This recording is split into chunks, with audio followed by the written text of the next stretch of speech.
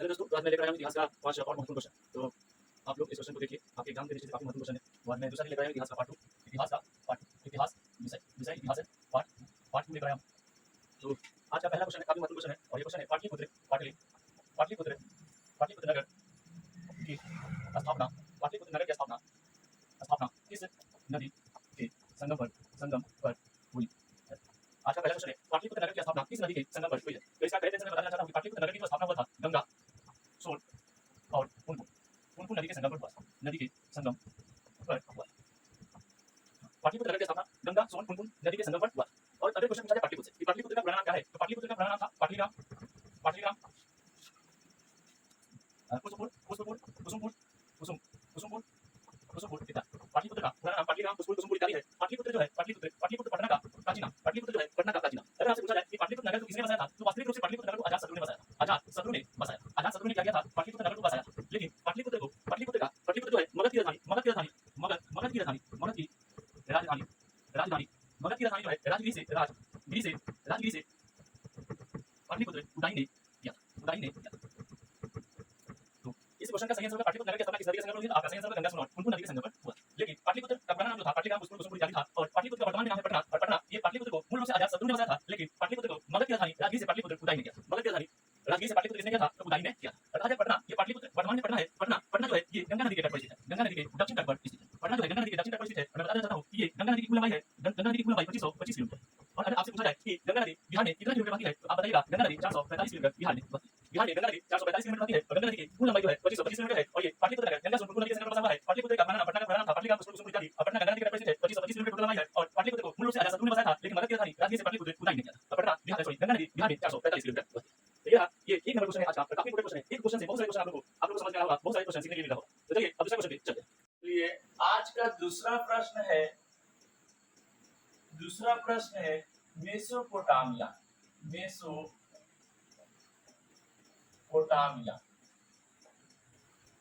Mesopotamia के लेख में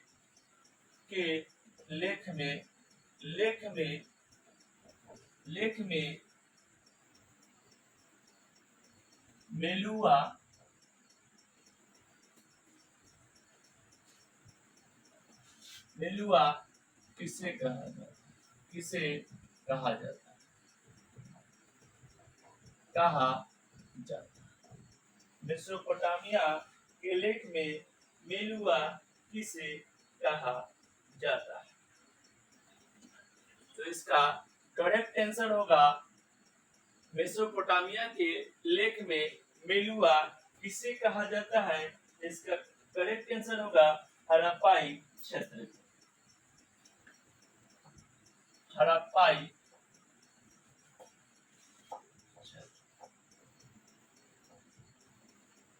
आपसे पूछा जाएगा मेसोपोटामिया के लेख में मेलुआ किसे कहा जाता है, तो हड़प्पाई क्षेत्र में कौन सा लिपि प्रसिद्ध था? तो कीलाक्षर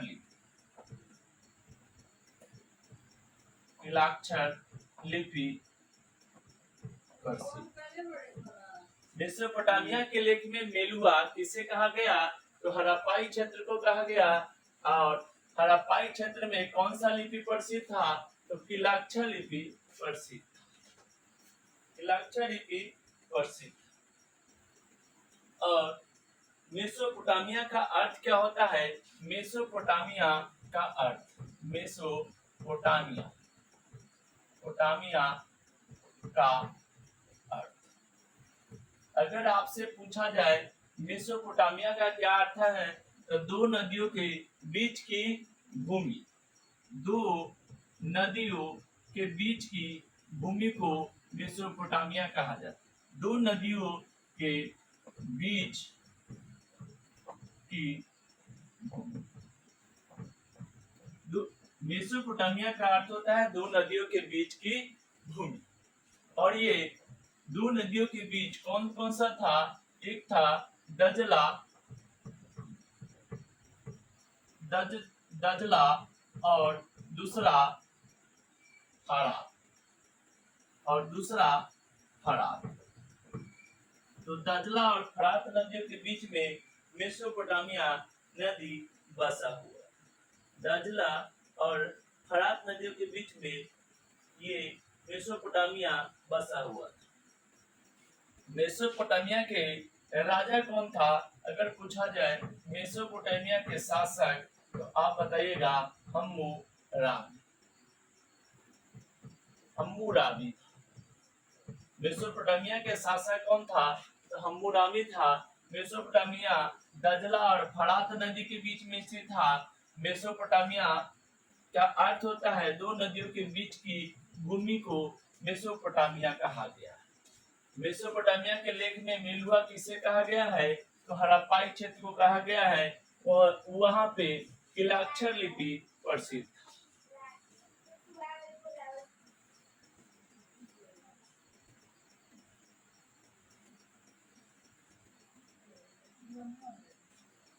आज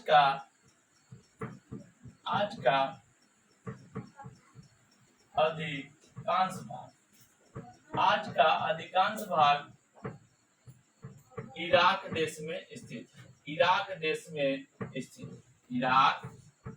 में स्थित। मैं बता देना चाहता हूँ, अगर पूछा जाए आपसे इराक की राजधानी पूछा जाए, इराक की राजधानी बता दीजिएगा बगदाद। तो एक क्वेश्चन से बहुत सारा क्वेश्चन आप लोग को सीखने के लिए मिलेगा, इसलिए जरूर रोज जुड़िएगा और मेरा चैनल को सब्सक्राइब कर लीजिएगा, लाइक जरूर कर। मेसोपोटामिया के लेख में मेलुआ किसे कहा जाता है? तो इसका आंसर होगा हड़प्पाई क्षेत्र को क्या कहा जाता है? मेलुआ कहा जाता है। मेसोपोटामिया का अर्थ क्या होता है? तो दो नदियों के बीच की भूमि को मेसोपोटामिया कहा जाता है। मेसोपोटामिया दो नदियों के बीच में कौन कौन सी नदी था? तो दजला और फरात नदी था। और मेसोपोटामिया के शासक कौन था? तो हम्मुराबी। और आज का अधिकांश भाग जो है मेसोपोटामिया का, वो इराक देश में स्थित है। और इराक की राजधानी अगर आपसे पूछ दिया जाए तो बताइएगा बगदाद।